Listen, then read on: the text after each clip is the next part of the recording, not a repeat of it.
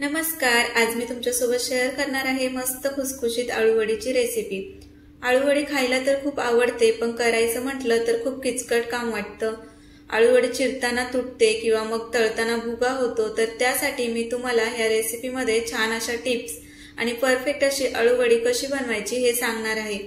त्यामुळे ही रेसिपी शेवटपर्यंत पाहायला अजिबात विसरू नका। जर चॅनलवरती कोणी नवीन असेल तर चॅनलला सबस्क्राइब करा आणि व्हिडिओ आवडला तर व्हिडिओला नक्कीच लाईक करा। चला तर मग रेसिपीला सुरुवात करूया। इथे मी 2 जुड्या मार्केटमधून आळूची पानं आणलेली आहेत। आता आळूची पानं घेताना जी गावरान पद्धतीची पानं असतात ती पानं घ्यायची। तर ती पानं कशी ओळखायची? गावरान पद्धतीचं पान हातामध्ये घेतल्यावर जाडसर लागतं व त्या पानांचा दांडा थोडासा काळसर असतो आणि त्याची कडाई काळसर असते। त्यानंतर ह्या पानांची आपल्याला इथे देठ काढून घ्यायचं आहे।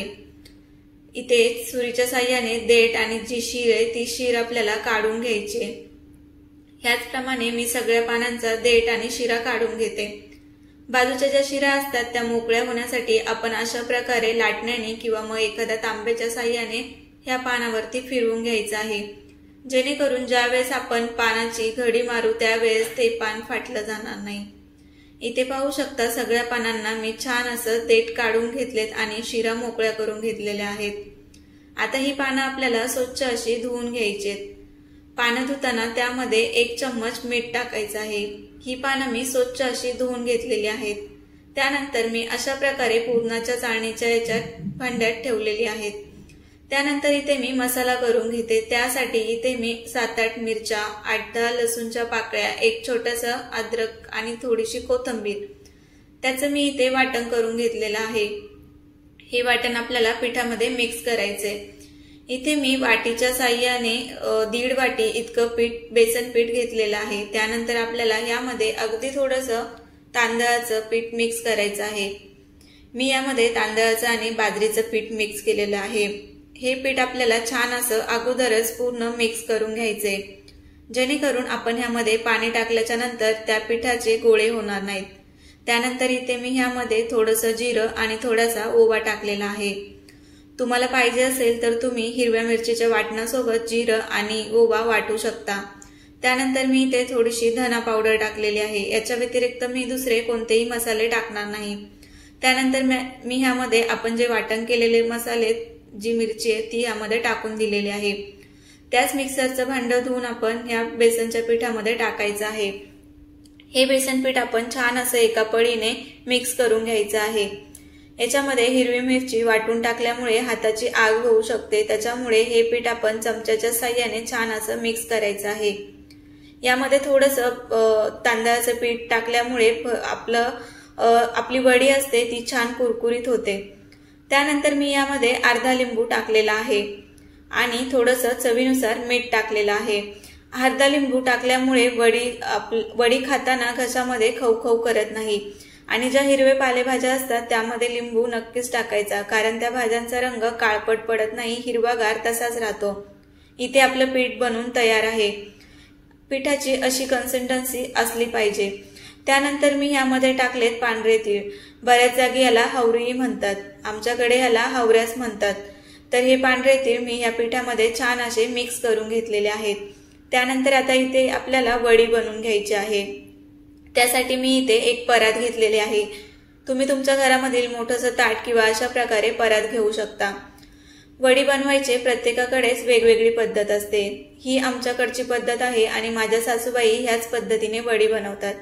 एक पान मी सरळ दिशेने ठेवून घेतलेलं आहे। त्यानंतर त्याच्यावरती अशा प्रकारे पीठ लावून घेतलेलं आहे। आता आपण दुसरं पान दुसऱ्या उलट्या दिशेला ठेवून घ्यायचं आहे आणि त्यावरही छान असं पीठ लावून घ्यायचे। अशाच प्रकारे उलट सुलट पानं करून आपल्याला जेवढी पानं पाहिजे तेवढी पानं आपण ह्यावरती ठेवून द्यायची आणि छान अशी वडी बनवून घ्यायची। वडी बनवताना जी मोठी पानं असतील त्या खालच्या बाजूला आणि जे छोटे पानं असतील त्या आतल्या बाजूने टाकायचे आहेत। अशा प्रकारे मी इथे एका वडीला 5 ते 6 पानं वापरणार आहे। पानं छोटी असल्यामुळे ही वडी थोडीशी छोटी बनेल, त्यामुळे मी जी आतमधली छोटी पानं आहेत ती थोडीशी बाहेरच्या बाजूने ठेवलेली आहेत। इथे तुम्ही पाहू शकता अशाच पद्धतीने तुम्ही करायचं आहे। आपण जे पीठ बनवलेलं आहे ते पीठ जास्त पातळ बनवायचं नाही। जास्त पातळ बनवलं तर ते पीठ सगळीकडे रेंगाळलं जातं। त्यामुळे जे पीठ आपण बनवतोय ते पीठ आपण घट्टसरच बनवायचं आहे। इथे बघू शकता मी छान अशी वडी इथे पानं रचून घेतलेली आहेत। त्यानंतर अशा पद्धतीने जी साइडचा भाग आहे तो भाग असा पिठाला थोडासा चिटकून घ्यायचा आहे, जेणेकरून जेव्हा आपण वडी बनवू तेव्हा तो तिथून पीठ बाहेर पडणार नाही किंवा ती पानंही बाहेर येणार नाहीत। आता इथे वडी बनवताना हलक्या हाताने थोडासा दाब देऊन वडी छान अशी पॅक बांधून घ्यायची आहे। बऱ्याच लोकांची वडी कापताना तिचे तुकडे होतात किंवा मग तळताना तिचा भुगा होतो, तर त्याचं कारण मेन हेच आहे, वडीमध्ये आपण थोडीशी पोकळी ठेवतो। इथे वडी छान अशी बनवून तयार आहे। ही वडी मी एका ताटामध्ये ठेवून घेतली। त्यानंतर सेम ह्याच पद्धतीने बाकीच्याही वड्या मी बनवून घेतलेल्या आहेत। या वड्या छोट्याशा आकाराच्या झालेल्या आहेत पण खूप छान झालेल्या आहेत। त्यानंतर वड्या बरेच लोक चाळणीमध्ये ठेवून उकडून घेत असतात। मी इथे डाळ आणि भाताच्या कुकर सोबत वड्याही शिजवून घेतलेल्या आहेत। वड्या इथे खूप छान शिजलेल्या आहेत आणि त्यानंतर वड्या आपण छान अशा 10-15 मिनिट थंड करून घ्यायच्या आहे। आता इथे बघा वड्या किती छान शिजलेल्याही आहेत आणि थोडीही वडी कुठूनही सुटलेली नाहीये। त्यासाठी आपण वडी जी बनवतो त्यावेळेस एकदम हलक्या हाताचा थोडासा दाब देऊन वडी छान अशी पॅक आपण बांधून घ्यायची आहे। इथे मी तुम्हाला एक वडी कापून दाखवते। मी पूर्ण 3ही वड्या कापल्या, एकही वडी त्यामध्ये अजिबात सुटली नाही। त्याचं कारण हेच की ज्यावेळेस वडी बनवली ती वडी बनवताना ती वडी मी पूर्ण अशी पॅक बांधलेली होती आणि जे आपण पीठ बनवलं होतं ते पीठ घट्टसर होतं।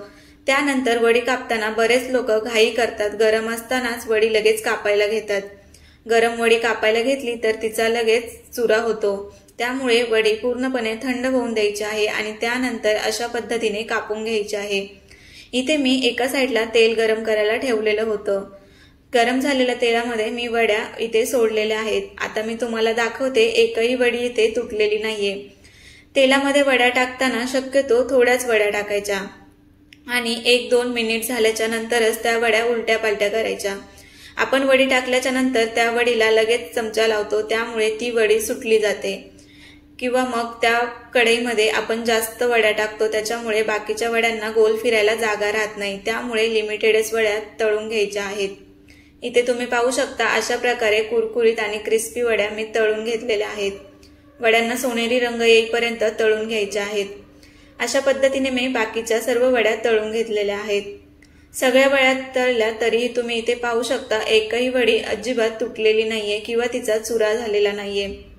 अशा पद्धतीने मी ज्या काही टिप्स तुम्हाला सांगितल्या आहेत त्या टिप्स वापरून तुम्ही छान अशा परफेक्ट पद्धतीची आळूवडी बनवू शकता।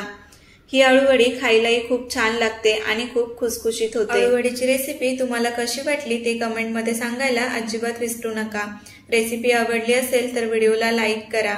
व्हिडिओ शेवटपर्यंत पाहिल्याबद्दल धन्यवाद।